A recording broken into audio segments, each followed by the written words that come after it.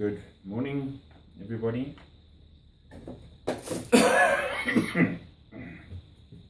me, I'm still recovering from a stupid cough. Today, I'm going to be doing something different. The Brooklyn Knife Show, not New York, Brooklyn, the Pretoria, Brooklyn in South Africa, suburb in Pretoria, and every year Niels van den Berg from Black Dragon Forge organizes a knife show at the Brooklyn Mall. Now, something occurred to me that I really need to make stock for this show. So, in my preparations, in planning and thinking out what I need to do and what knives I need to make, it occurred to me that different knife makers have different perspectives on knife making. And as I tidy my workbench here, I'm going to have a quick chat with you about this idea that I had. Now you'll see this as a precursor to the event of what I have intended for the preparations for this show. And that is, it occurred to me that while I do a lot of videos regarding the construction of knives, how to do and tips and whatnot,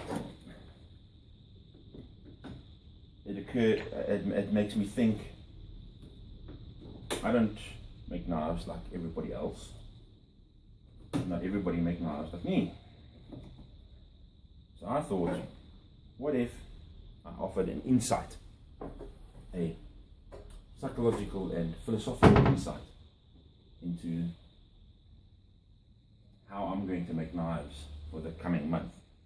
Today being the 24th of October and the show being on the first weekend in November.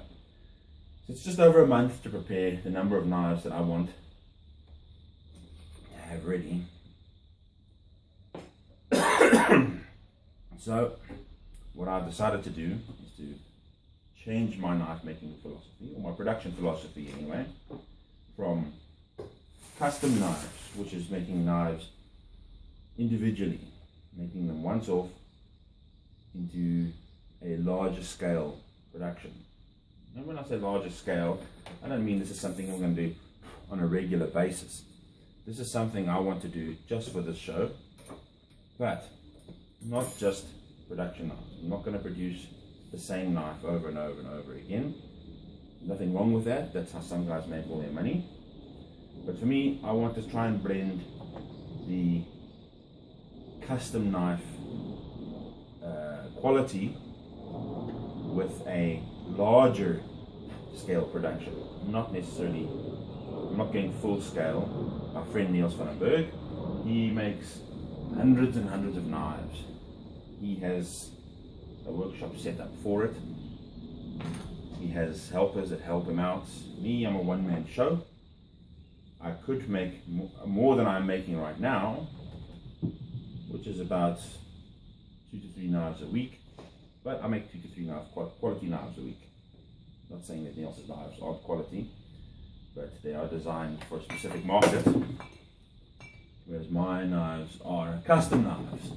Now Niels does make custom knives, which I think are better than mine, but he has his priorities. So for my excursion into the world of production knives, I'm going to make about 30 knives, some of which are specifically for customers, because I do have some orders that I need to fill, but most of which are stock for the Brooklyn Knife Show. The reason I want to do this video is it requires a different mindset to invest your time and your emotions into a different work ethic. All right.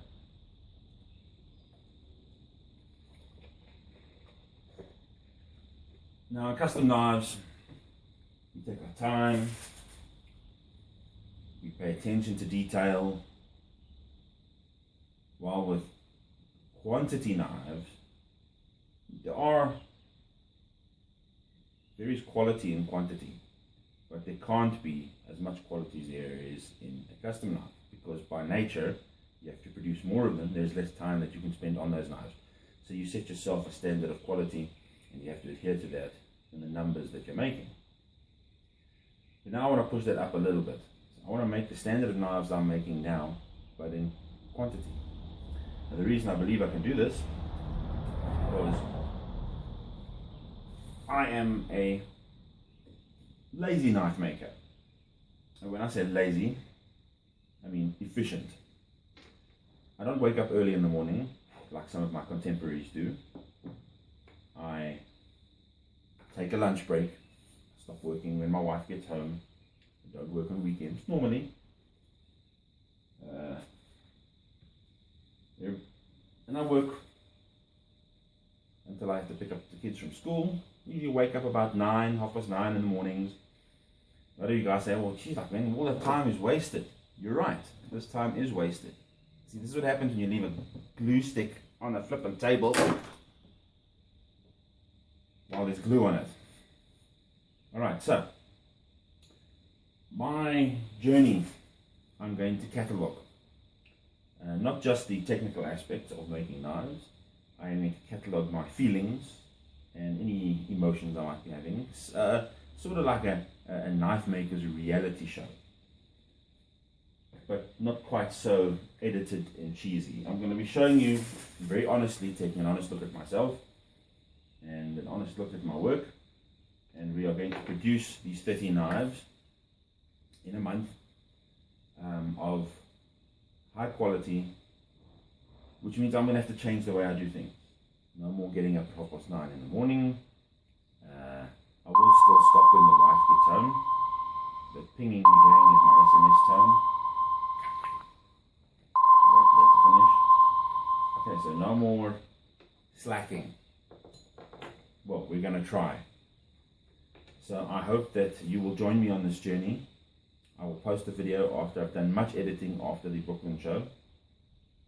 I'm going to try and edit it like a documentary. So I hope it's interesting. I want it to be about an hour long. And I really hope that you all find this interesting, and how I will grow from this experience if I can keep any of the habits that I develop over this month and a bit. And if I can translate that into future knife making. So thank you very much. I hope I wasn't too boring. Many things will come in the coming month. I'm trying to lose weight. Any frustrations. There's not a lot of drama in my life, but I will endeavor to create some drama for you, the viewer, in just to show you that, you know, there are things that do have to happen soon. I will be starting to run out of time, so we'll see how that goes. So thank you very much. I hope you enjoy the upcoming video at the end of November after the show, because I'll also include footage of the show while I'm there, and I'll interview some knife makers while I'm there to see about their thoughts and feelings that I'm preparing for the show. And yeah, and then I'll put up the fully edited extended disco version of my month's efforts. So thank you very much, and please like and subscribe, and I will see you all in the end of November. Cheers.